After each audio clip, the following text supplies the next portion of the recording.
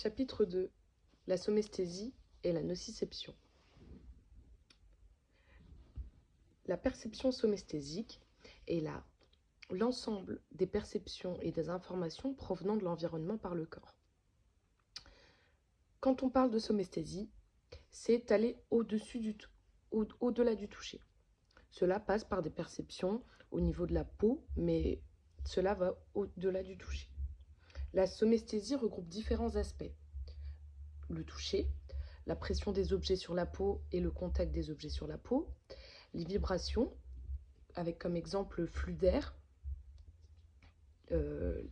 l'effet d'un ventilateur sur la peau, la perception de la position des muscles et des articulations dans l'espace, et la perception thermique.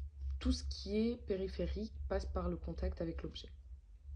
Simultanément, en touchant un objet, on établit une présentation de l'objet qui va au-delà du toucher. Par exemple, il est froid, il est en plastique, etc.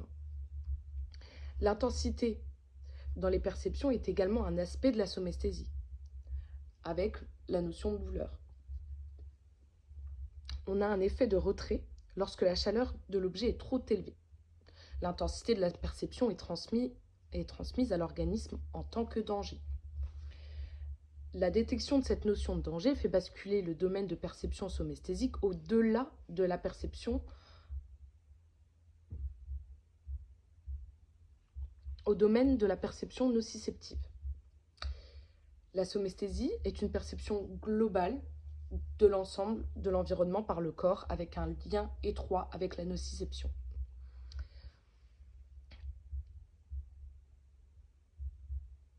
Il y a deux systèmes différents. Les voies sont différentes, mais elles naissent au niveau des mêmes récepteurs et projettent vers le même cortex somesthésique. La somesthésie et la nociception forment un seul système fonctionnel. L'information somesthésique, comme l'information nociceptive, est traitée à différents niveaux. Ces signaux sont transmis au système nerveux central pour être traités de manière plus intégrative. Ces perceptions sont très souvent engendrées par un contact. Le système somesthésique identifie le stimulus sensoriel en tant que tel. Le système nociceptique associe cette perception sensorielle à un danger.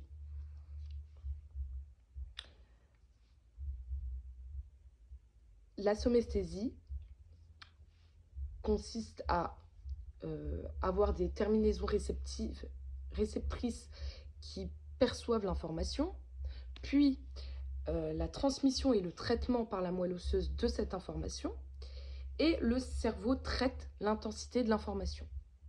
Sur la base des mêmes terminaisons réceptrices, d'afférence et d'efférence nerveuse, on aura un système à part qui traitera la douleur.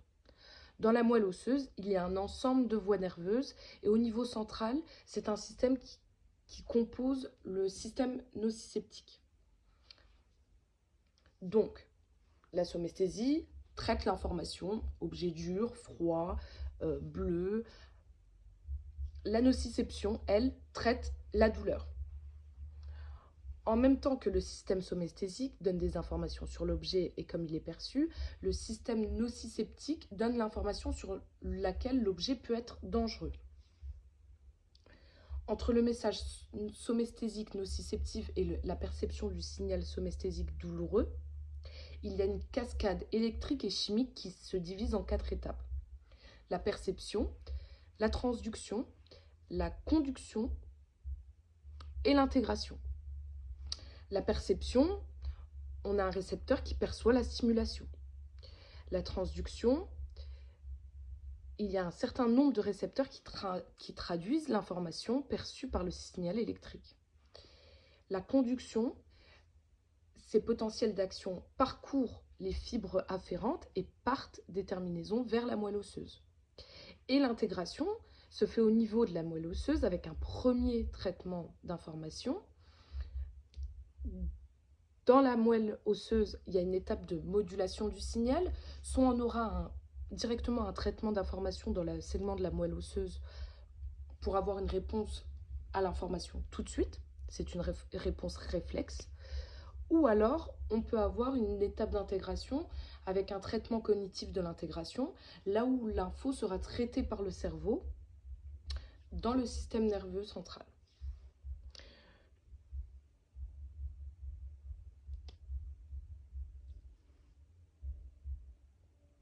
Jusqu'à la moelle osseuse, la conduction et la voie d'intégration passent par des voies connues, communes pour les deux systèmes. Après, les voies se différencient. Partie 2, la somesthésie. La somesthésie permet d'avoir la sensation liée à différents récepteurs. La première étape de renouveau à la perception de la transduction du signal. Il y a de nombreux récepteurs impliqués dans la somesthésie, les récepteurs somesthésiques au niveau cutané. Dans les couches de la peau, le derme et l'épiderme, il y a un ensemble de récepteurs de différents types qui participent à la somesthésie et la nociception. Il y a aussi différentes structures dans l'épiderme, structures réceptrices. À la frontière entre l'épiderme et le derme, il y a des corpuscules de Messner à la base du derme. Et il y a des corpuscules de Pacini et de Ruffini. Il y a deux types de terminaisons nerveuses. Les terminaisons nerveuses libres et les terminaisons nerveuses encapsulées. Pacini et Ruffini.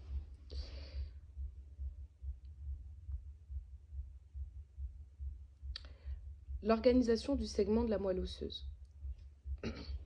Le corps cellulaire est dans le segment de la racine dorsale. Il y a un prolongement de l'axone jusqu'à la matière grise où le neurone va se connecter avec d'autres neurones. La perception somesthésique reste uniquement au niveau du segment de la moelle osseuse et est due aux récepteurs somesthésiques qui partent du muscle. L'information ne va pas jusqu'au système nerveux central, elle va jusque dans le muscle. Juste dans le muscle, le neurone présent au niveau du muscle est connecté par des neurones moteurs qui vont conduire la contraction du muscle. Le réflexe myotatique, quand on prend un verre, notre bras se met en tension sous l'effet du poids. Les récepteurs spécialisés dans la tension du muscle seront stimulés. La réponse sera d'activer les neurones moteurs en retour pour accroître le degré de contraction des cellules musculaires. Le relevage du bras sous la charge du poids induit une contraction du muscle responsable du soulèvement. Le biceps se relâche et le triceps se contracte. On a donc un effet de résistance. La contraction et le relâchement partent de la même fibre musculaire et va stimuler les motoneurones du muscle contracté, le muscle agoniste, et les motoneurones du muscle antagoniste. Les neurones sensoriels vont se connecter à plusieurs motoneurones dans la moelle osseuse.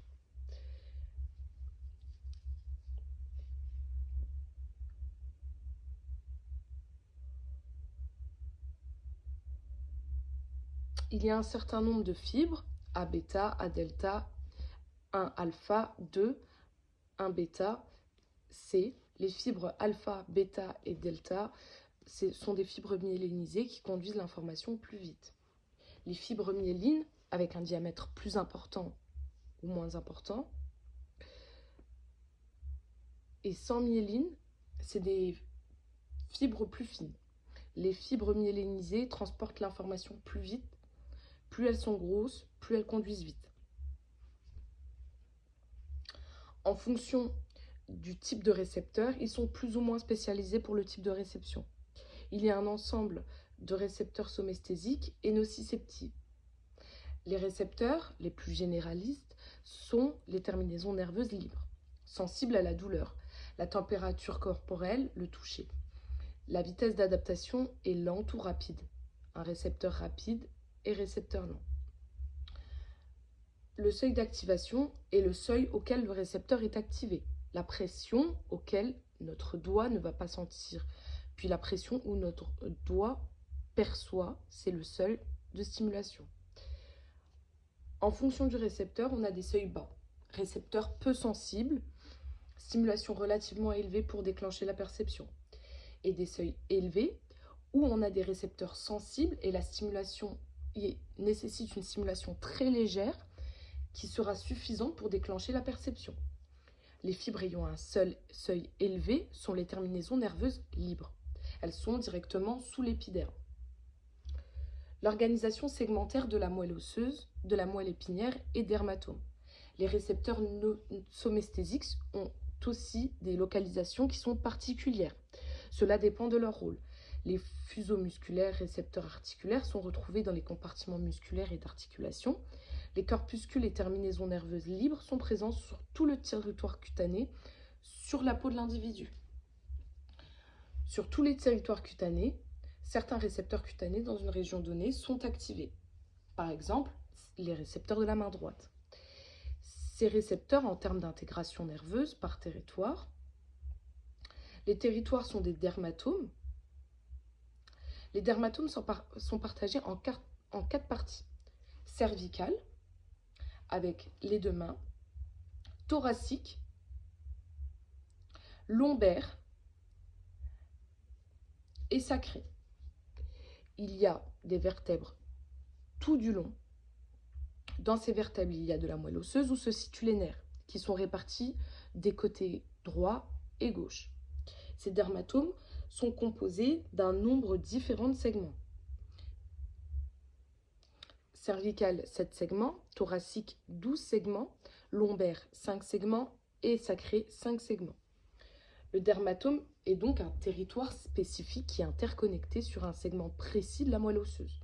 Il y a des terminaisons nerveuses libres partout dans le corps, mais on sait localiser une perception précise sur une région du corps grâce au dermatome.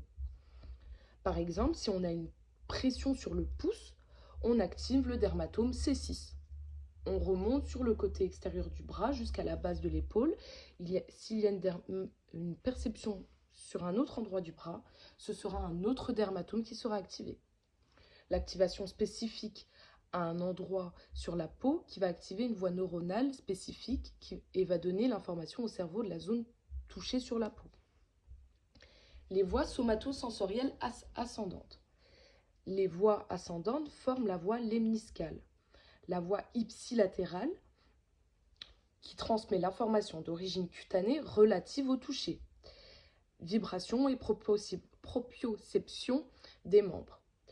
Pas de relais synaptique dans le segment de la moelle osseuse, de la moelle épinière.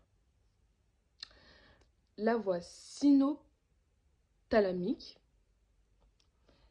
c'est une voie contralatérale qui transmet l'information relative à la nociception et la perception de la température.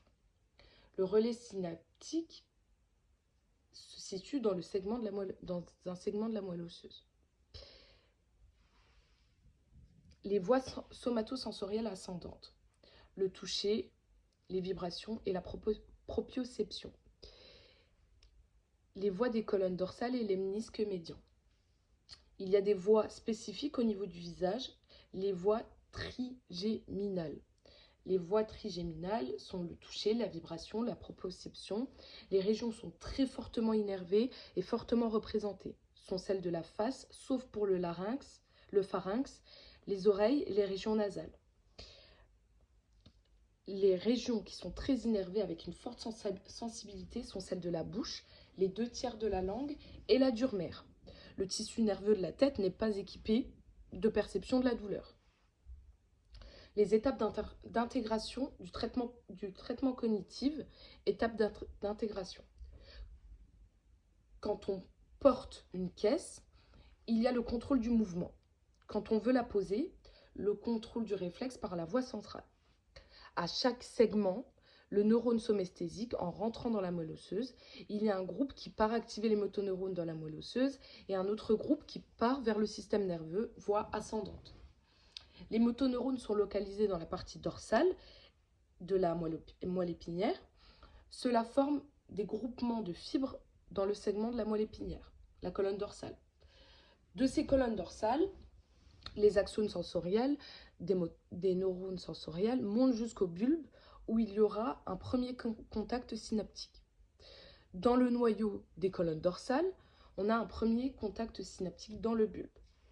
Il y a latéralisation de la voie somesthésique du côté droit et du côté gauche. Il y a une colonne dorsale du côté gauche et du côté droit, jusqu'au bulbe de la colonne dorsale de droite et du côté droit, et pareil pour la colonne dorsale du côté gauche, le croisement des colonnes se fait dans le bulbe. La colonne dorsale du côté gauche du corps est donc à droite.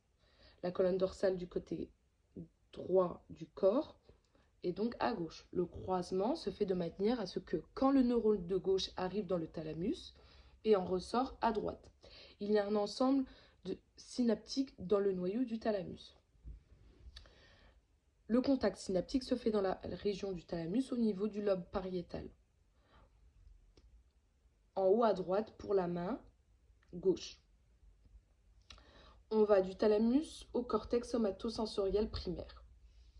De manière générale, quand les voies sensorielles arrivent dans le cerveau, il y a une première projection dans le cortex primaire, dans le sens de la projection. Ensuite, derrière le cortex primaire, il y a une projection sur l'aire corticale associative. Par exemple, la vision. On perçoit quelque chose avec nos yeux, l'image est détectée, perçue, par exemple un point rouge, ce que c'est et à quelle distance elle se situe, et l'information perçue par le cortex primaire. Après, parce que le prof fait ce point rouge, c'est un point rouge au pointeur laser utilisé par le prof. C'est des informations qui relèvent du cortex sensoriel associatif. Le cortex somatosensoriel primaire projette d'abord sur le cortex primaire. C'est une bande sur le haut du cerveau, au niveau du cortex. Il y a des replis qui est très encadré par des sillons centrales. Le cortex du cerveau, quelles que soient les espèces animales, est composé de surfaces fonctionnelles. Sur la surface du cerveau, il y a des points où les neurones vont traiter des informations de type spécifique. Il y a des stimulations électriques sur certaines aires pariétales. L'aire 1 est avant tout au sommet du cortex somatosensoriel. L'aire 3 a une action plutôt associative. La spécialisation des aires de S1, R3A, la texture, la forme, la taille des objets, l'aire 1, la texture, et l'aire 2, la taille et la forme. La carte somatique du cortex somatosensoriel primaire. Somatotopie au niveau du cortex somatosensoriel. L'organisation des champs des récepteurs de neurones de S1 représente différentes parties du corps au niveau du cortex. Cette carte somatotopique, homonculus, caractérise. La carte n'est toujours pas continue, elle est discontinue et elle représente les régions du corps au niveau du cortex.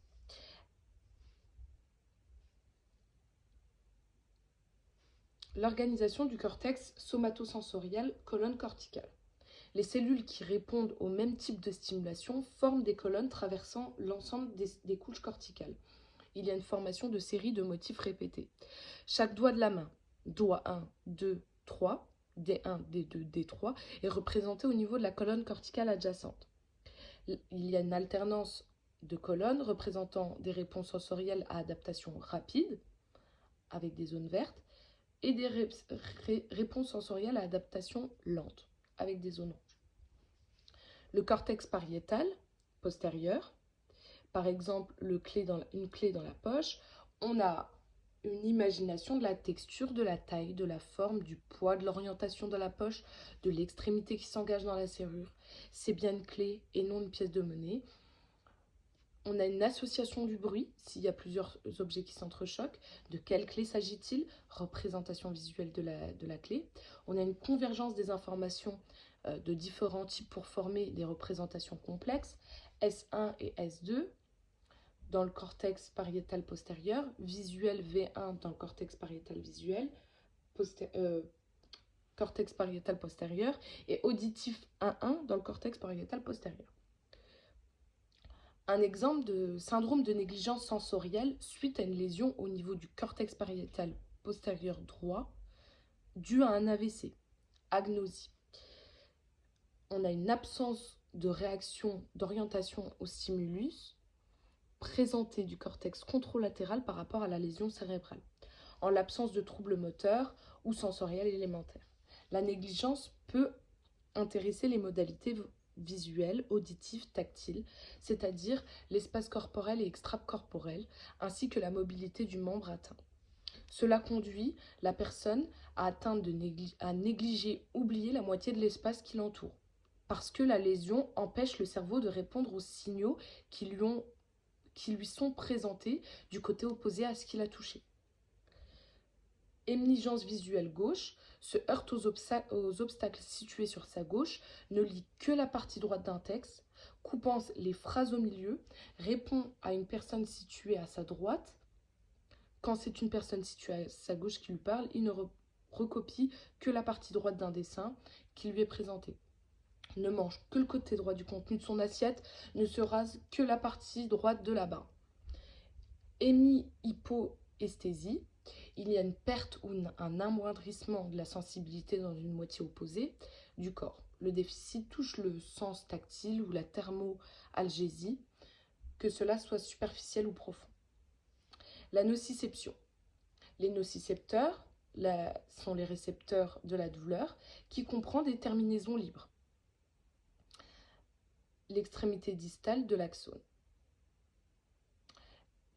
Amyélénique ou faiblement myélénisée. De neurones sensoriels primaires, elles sont distinctes des récepteurs de la sensibilité générale. Récepteurs somesthésiques. Deux groupes fonctionnels distincts, ceux qui répondent à des stimulations mécaniques intenses et ceux qui répondent à d'autres types de stimulus nociceptifs. Les récepteurs sont uniquement des terminaisons nerveuses libres. On a deux populations de nocicepteurs. Les nocicepteurs mécanorécepteurs, ces nocicepteurs répondent à des stimuli mécaniques intenses. La partie réceptrice est la terminaison libre d'axone amyélénique. Leur champ récepteur est d'environ 2 à 3 mm. Les nocicepteurs polymodaux, ce sont les terminaisons libres des axones amyéléniques très fins. Ces récepteurs répondent non seulement à des stimuli mécaniques intenses, mais aussi à la chaleur, entre 45 et 60 degrés, et à des stimuli chimiques nociceptifs. Notamment, ils augmentent leur fréquence de décharge de manière linéaire en fonction de la température, supérieure à 45 degrés. Comme la terminaison axonique de tous ces récepteurs ne sont pas protégés par une enveloppe tissulaire, on les appelle les terminaisons libres.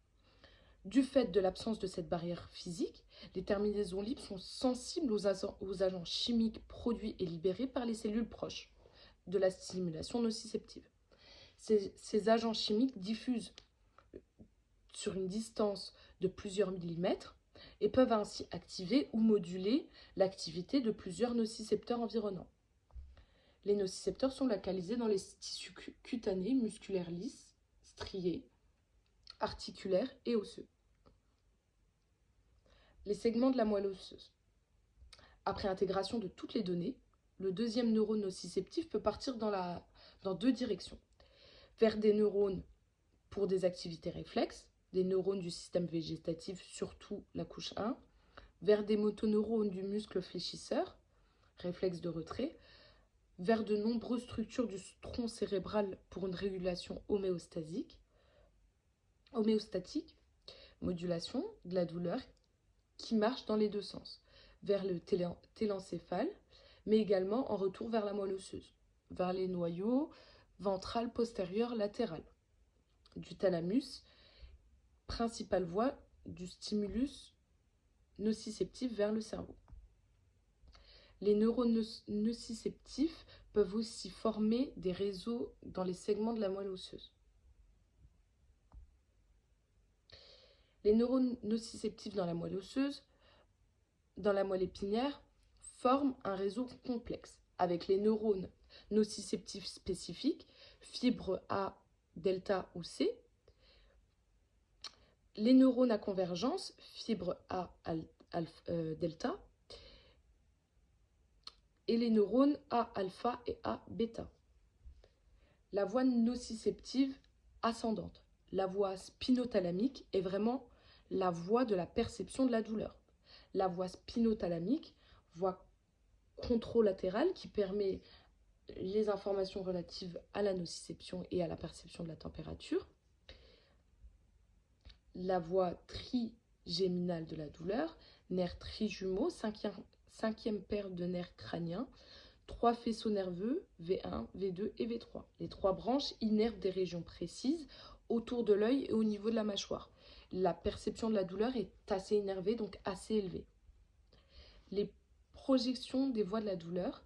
Le relais thalamique de la douleur envoie des projections à 4 régions du cerveau, 4 principaux centres cérébraux, le cortex somatosensoriel primaire, S1, le cortex somatosensoriel secondaire, S2, le cortex cingulaire antérieur, CCA, et l'insula, dans le lobe du cortex insulaire, CIS. Donc ces 4 structures corticales, elles jouent un rôle dominant dans la douleur.